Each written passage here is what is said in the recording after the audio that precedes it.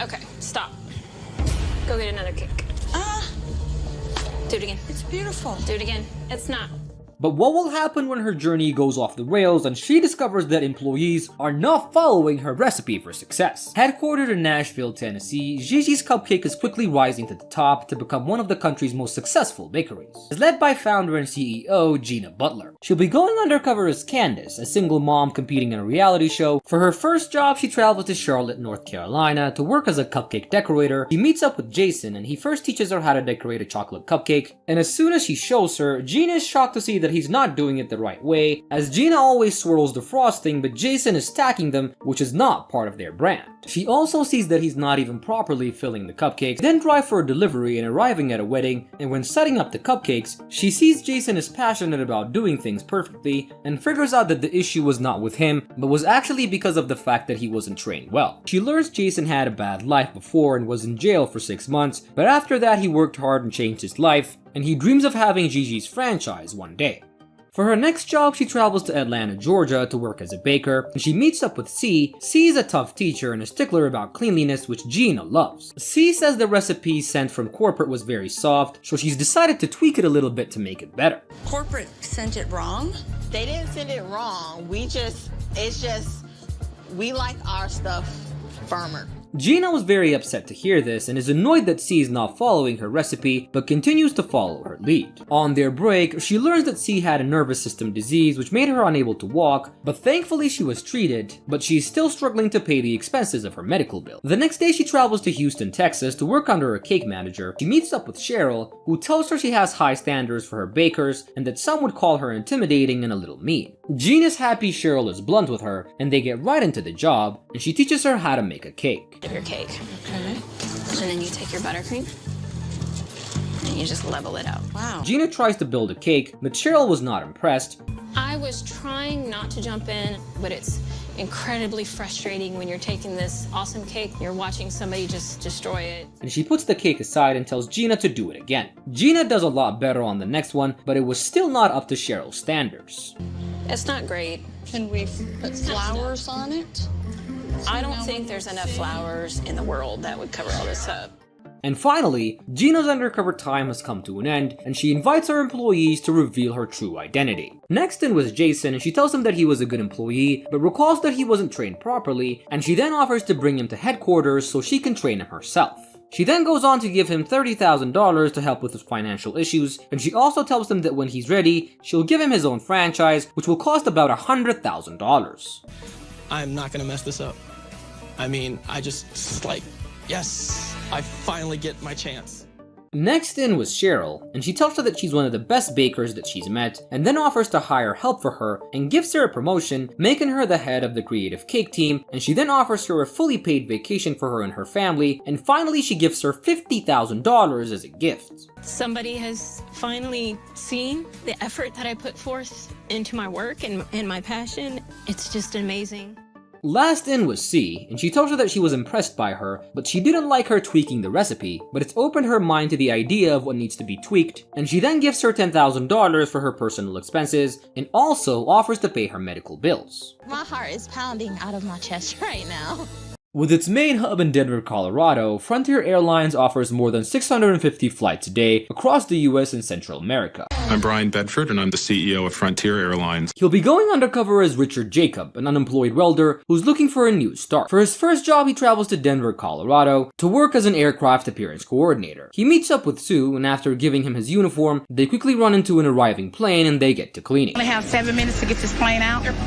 So what happens if they come in late? They give us 5. Brian was kinda slow and couldn't keep up with the required speed, but the other employees were there and they finish in time. And on their last plane, a customer got sick on their seats, so they had to clean that fast too. Brian is impressed by Sue's speed. What really impressed me about Sue was she was a great leader. She really kept her team motivated. And her way of leading her employees, but he sees that giving 7 minutes to clean a plane is not a good idea, and he plans to increase the time or add more people to do the job. For his next job, he travels to Oklahoma City to work as a cross-utilization agent. He meets up with Valerie, and she first teaches him how to marshal a plane, and they then put customer luggage inside the plane, and Valerie tells him to count the bags so they can calculate the weight limit, but Brian forgets to do that, which forces her to stop and recount the bags, as this is is a major safety risk. They then work in the checking area to let in customers, but Brian sees that letting people work outside where there's a lot of heat and the job is physically demanding will make them sweat a lot, and having them directly come back and dealing with customers might not be a good idea. The company is doing this because it's a small airline, so they wanted to save money by hiring people, but this is hurting the customer's experience and the quality of the job as well. The next day, our CEO travels to Denver, Colorado to work as a flight attendant. Today I'm going undercover as a Frontier Airlines flight attendant. He meets up with Tui, who first gives him his uniform and teaches him how to greet and seat the customers. This leads Tui to talk to him in private, and although Brian tries to hurry up, the flight was still delayed by 15 minutes. They then do a safety presentation before the flight, and after they start serving the customers, Brian observes how Tui interacts with the customers. After their flight, the two get to talk, and Brian learns that Tui works 6 days a week as a flight attendant, but he's still struggling to make ends meet. He tells him that sometimes he even has to work 2 or more jobs on the side to support his family. He also says that the pay cuts have been harsh and feels as though they're getting screwed by the company. What's that mean? They took 10% away. We just want the 10% back. Who took it away? The company. And if this continues, Tui would have to be looking for other jobs in other companies. Brian sees that the new company's restructuring has really hurt the flight attendants unintentionally, and he plans to fix the situation. For his last job, Brian stays in Denver to work in the lavatory services, and he meets up with Hector and he drives them to their first plane. He then teaches him how to properly attach the tube to the plane. Brian tries to do the next one, which makes Hector nervous and starts backing up because he wasn't sure that he can do it properly. And his fear, unfortunately, comes true in a small way as a small water waste comes out. Oh! That's why I stayed back 4 to 5 feet. That's nasty. But overall, they do okay and they finish. On their break, Brian learns how the employees work even overtime to save the company, but they've not been appreciated enough, and they've not even received a thank you. Just show a little appreciation, show you, hey, look what you've done for us. Thank you is a great word. And Brian, hearing this, is very disappointed by himself and his company for not appreciating his great employees. And finally, Brian's undercover time has come to an end, and he invites his employees to reveal his true identity. Does this help? What's your real name? I'm actually Brian Bedford, the CEO of Frontier Airlines. First in was Valerie, and he tells her that he appreciates her work, and then gives her $10,000 to donate to her favorite charity. With this $10,000, we can just, bless other people. I do believe in miracles, always will. Next was Hector, and he tells him that he has a hard job and tells him that he's created a forum which Hector can lead and help other employees as well, and then offers to send him and his family on a fully paid vacation. It's someplace you and your wife can get away, and I'll make sure Frontier gives you the week off. Thank you. That's beautiful. Next in was Sue, and he tells her that she was a great employee and a great teacher to him, and then offers to send her and her granddaughter to a fully paid vacation as well. You have made my day. You have made my... I ain't think nobody ever do nothing like this for me. Last but not least was Tui, and he tells him that from everybody that he's met, he's the one that's perfectly represented the brand, and he then offers him a promotion to be a chairman of their new brand committee, and gives him $20,000 so he can send his children to college. My son's in college and it's so hard. I'm just so grateful to receive that blessing from him. Sometime later, Brian invites his employees to town hall to share his experience while undercover, and he gives a speech and tells his employees that all the wage cuts will be restored.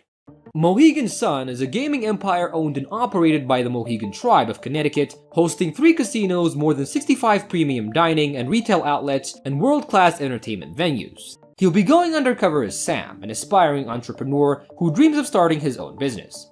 I'll be posing as Sam, an aspiring entrepreneur from Mason, Ohio, who dreams of starting his own business. His employees are told that he's on a reality show where they help decide if he gets the prize money. For his first job, he travels to Wilkes-Barre, Pennsylvania to work as a high-limit beverage server. Today, I'm at Mohegan Sun, Pocono Downs in Wilkes-Barre, Pennsylvania, and I'm working as a high-limit beverage server. And there he meets up with Amanda. She shows him her station and how she works, and they go around taking orders, and he sees the electronic system that they use is old and doesn't really work properly. Beverage servers are using outdated tablets because customer service is the #1 priority here at Mohegan Sun. She then lets him take the orders and he struggles with the system, but what was the bigger issue was that he kept forgetting customer orders and he was not able to balance the drink tray. I'm sorry, I forgot what you ordered. Vodka and cranberry.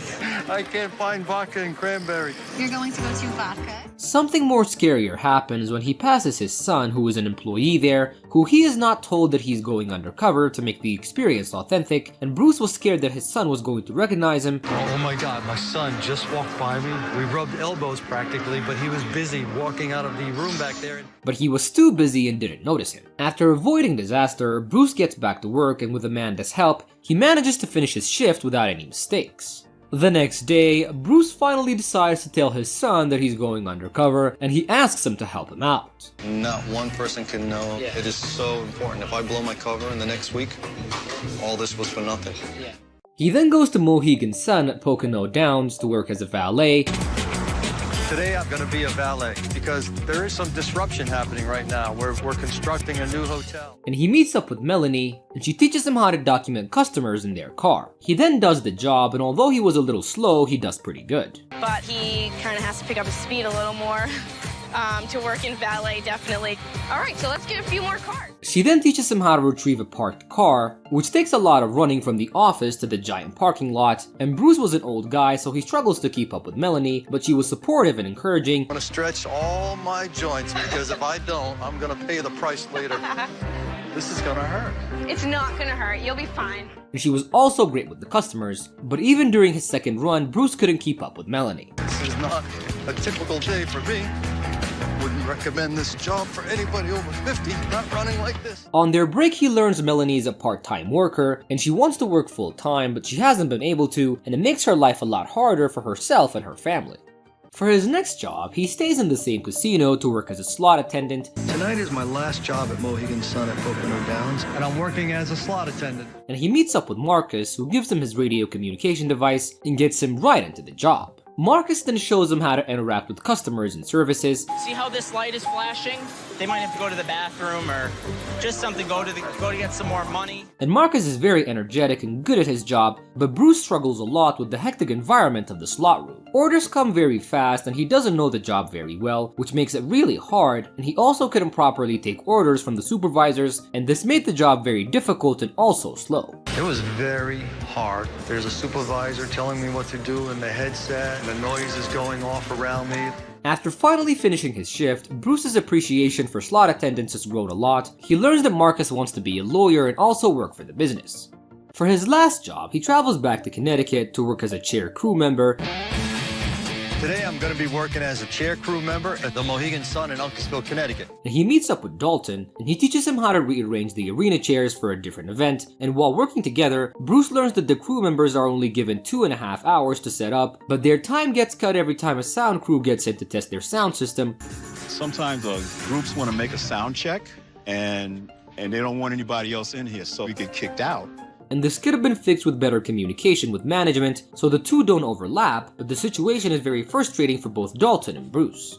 And finally, Bruce's undercover time comes to an end, and he invites his employees to reveal his true identity. Do you recognize me?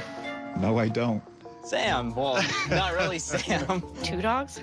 First in was Amanda, and he told her that she did a great job, but he was disappointed that the old system was slowing her down, so he's decided to upgrade all the tablets and software for a reliable service, and then offers to bring her to headquarters so she can train with the main chef of the company. And he also gives her $20,000 so she can start her own business. You're shaking. Thank you. I know I'm shaking. Even in my wildest dreams, I would have never dreamed of all of these amazing things happening. Next in was Marcus, and he tells him that he loved his energy and then offers to bring him to headquarters to let him speak as a motivator on their next town hall meeting, and he also gives him $45,000 so he can pay for law school. It's going to take a huge load off my shoulders. It's going right towards my mortgage so I could start saving for law school. Next in was Melanie, and he tells her that she was a great employee and then offers to pay for her school and pay for her child's daycare too, and then gives her $10,000 so she can have her dream wedding and another